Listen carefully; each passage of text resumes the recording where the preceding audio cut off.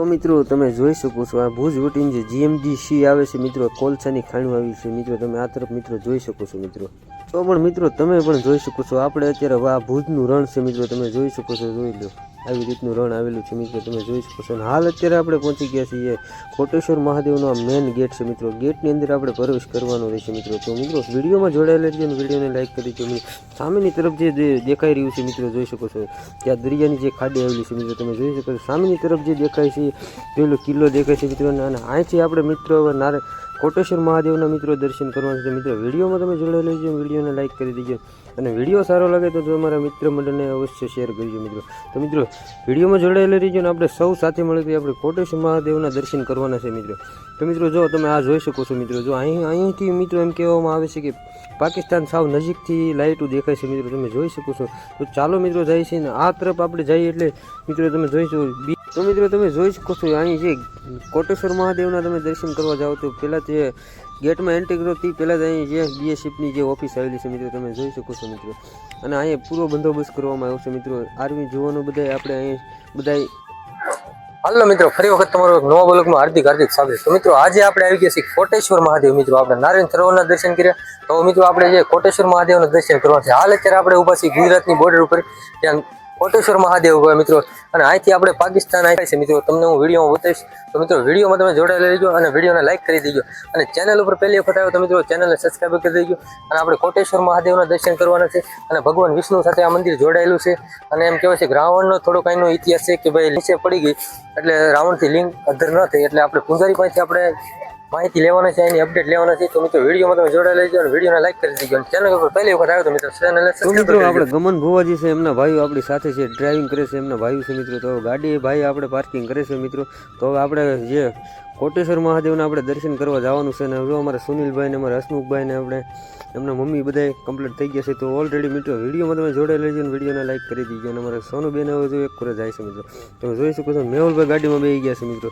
તો અમારા જે ભુવાજી છે અમારા ગાડી પાર્કિંગ કરવા જાય છે. તો મિત્રો ચાલો જઈએ આપણે, વિડીયોમાં જોડાઈ લેજો અને વિડીયોમાં હું તમને દર્શન કરીશ કોટેશ્વર મહાદેવના. તો મિત્રો વિડીયોમાં જોડાઈ લેજો, વિડીયોને લાઈક કરી દીજો. જે આવેલું છે થોડુંક દરિયાની અંદર આવેલું છે મિત્રો, તમે જોઈ શકો છો. આ તરફ અહીંયા દરિયો આવેલો છે મિત્રો. અને અહીંથી આપણે જે પાકિસ્તાનની જે બોર્ડર જે ઝૂમ કરીને હું તમને બતાવું છું, અહીંથી દેખાય છે મિત્રો જે પાકિસ્તાનની જે કિલ્લો છે. અને અહીંથી તો મિત્રો અહીં ઇતિહાસ બહુ હજારો વર્ષો પહેલાનો બની ગયો છે. તો અહીંથી મિત્રો હવે આપણે જઈએ છીએ જે મેન લિંગ છે, મેન લિંગના આપણે દર્શન કરવાના છે. આપણે અહીંના પૂંજારી છે, પૂંજારી પાસેથી આપણે અહીંની તમામ અપડેટ મેળવવાના છે.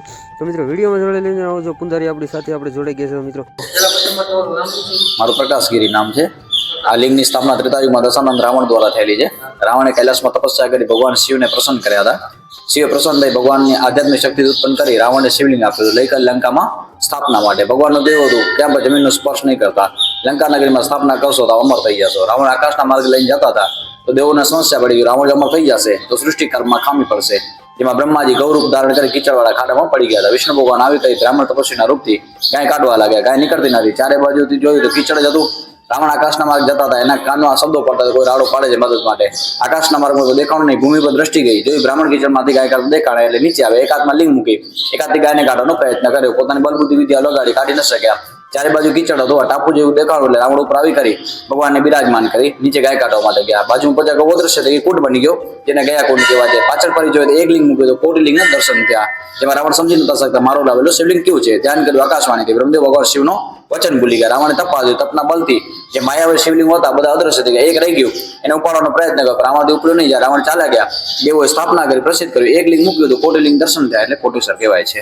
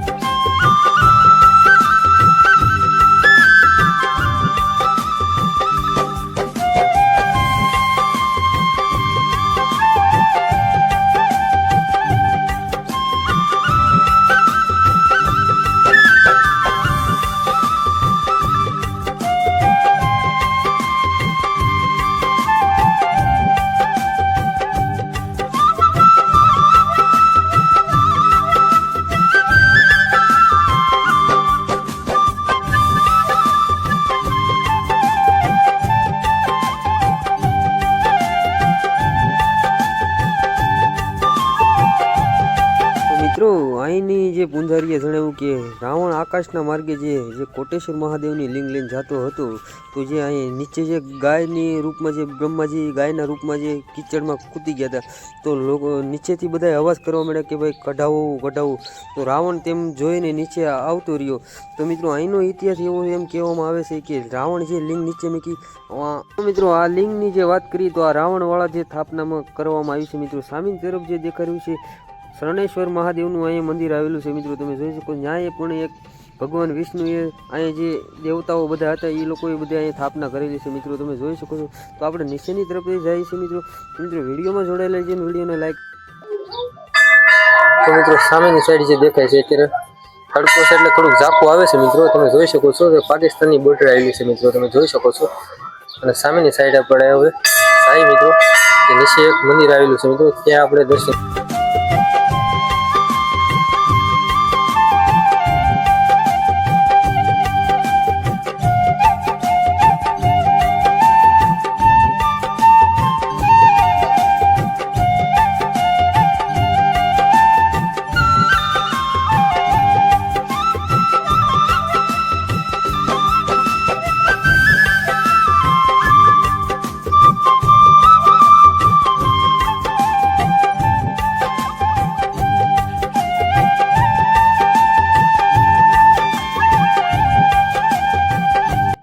તો મિત્રો આપણે કોટેશ્વર મહાદેવના દર્શન કર્યા. તો હવે આપણે જે નીચેની તરફ જઈએ, આપણે જે દરિયાના કાંઠે છે શરણેશ્વર મહાદેવ મિત્રો એમ કહેવામાં આવે છે. તો આપણે ત્યાં પૂંજારી પાસે જઈએ. આપણે પૂંજારી પાસેથી આપણે જાણો આપણે ઇતિહાસ જાણીએ. તો મિત્રો વિડીયોમાં તમે જોડાયેલા રહેજો, અને વિડીયો સારો લાગે તો તમારા મિત્ર મંડળને શેર કરજો.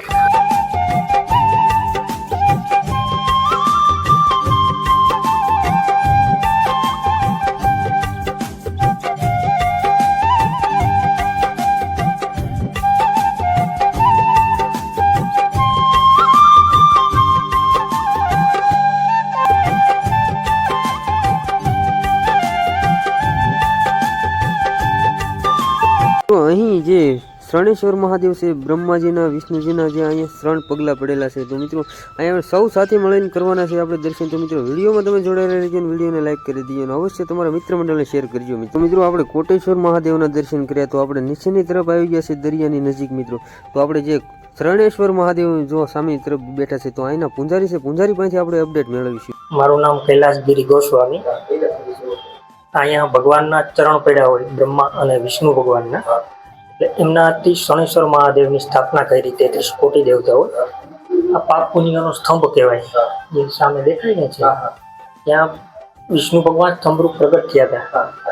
હા, 33 કોટી દેવતાઓ એની પરિક્રમા લગાવી હતી. એનો મહિમા છે કે મનુષ્યથી કોઈ એવું જાણતા ભૂલચૂકમાં પાપ દોષ થઈ ગયો હોય તો એ સ્તંભની પરિક્રમા કરે તો એ પાપમાંથી મુક્ત થઈ જાય. બધા દેવતાઓ અહીંથી વિદાય થાય. એનો મહિમા માતમ બતાવે. 68 તીરથ 4 ધામ છે.